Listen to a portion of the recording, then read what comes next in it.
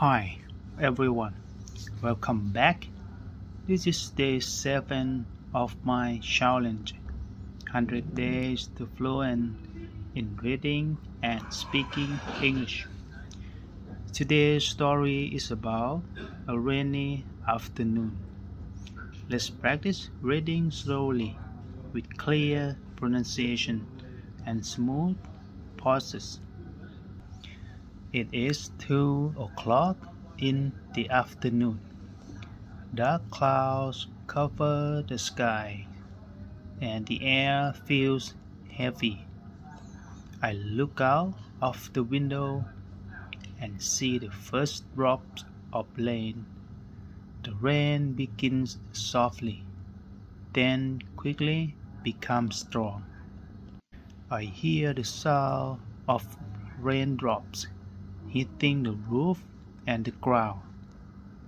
Tap, tap, tap. It makes a calm rhythm. Cars move slowly with their headlights on. People run with umbrellas trying to stay dry. I sit inside my room with a warm cup of tea. The tea smells fresh and the steam rises gently.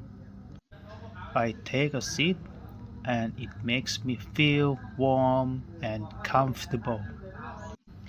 The sound of rain outside makes the room even cozier. I open a book and begin to read. The story in the book mixes with the sound of the storm. Sometimes I stop reading just to listen to the rain. It feels peaceful, like the world is slowing down. From my window, I see a little cat hiding under a tree. Its fur is wet and it waits for the rain to stop. I hope the cat finds a safe and dry place soon. The rain falls harder, then softer again. The street looks shiny like a mirror. Drops of water slide down the glass window, making small rivers. The air smells clean and fresh.